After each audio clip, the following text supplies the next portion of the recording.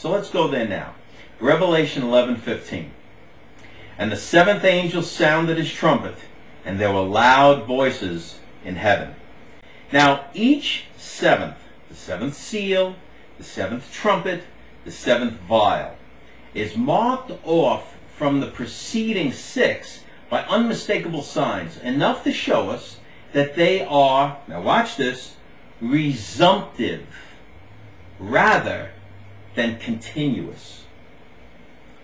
Each going over the same ground to give particulars that are not contained in the others, bringing us to a crisis and giving the other events in the corresponding period, but from a different point of view. Isn't this marvelous? Now concerning this trumpet sound, this is called the seventh trumpet, and it is the last of this special series.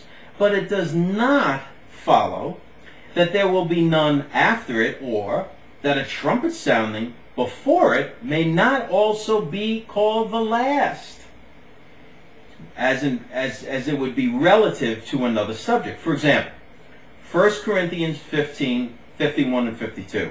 We read of the last trumpet, for a trumpet shall sound. In 1 Thessalonians 4:16, we read that the Lord shall descend from heaven with a shout, with the archangel's voice, and with the trump of God.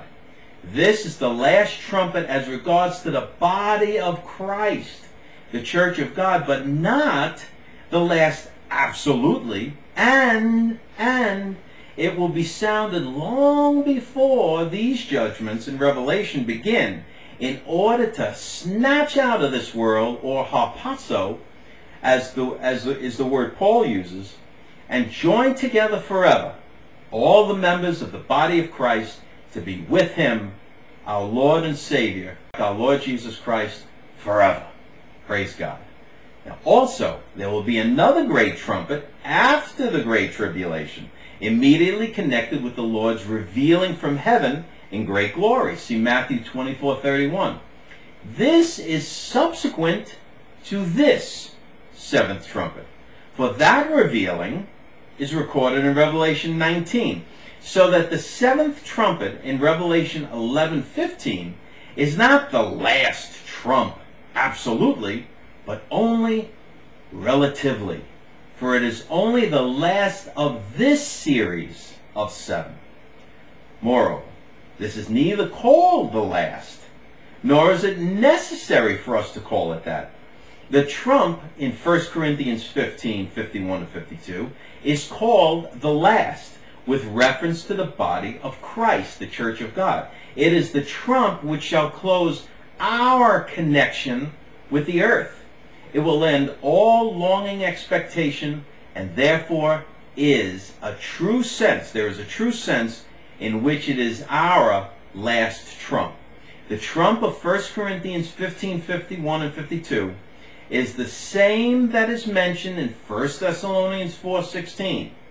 We have had so many positive proofs that these seven trumpets of Revelation belong to an entirely different dispensation altogether, that we cannot read this into our calling on high, as we see in Philippians 3:14, where no trump at all is even mentioned, and then confuse it with the trumpet which shall bring on the last of God's plagues and end up his judgment of the earth.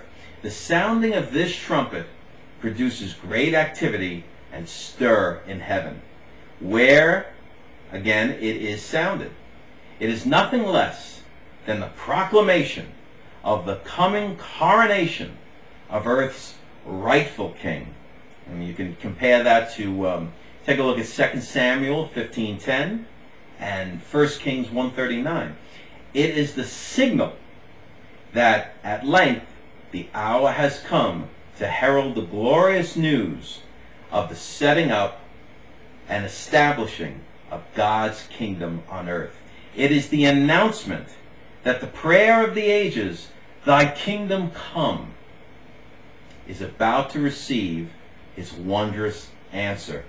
For this is the subject of the loud voices in heaven, saying in Revelation 11:15 the kingdoms of this world are become the kingdoms of our Lord and his Christ, and he shall reign forever and ever. Amen.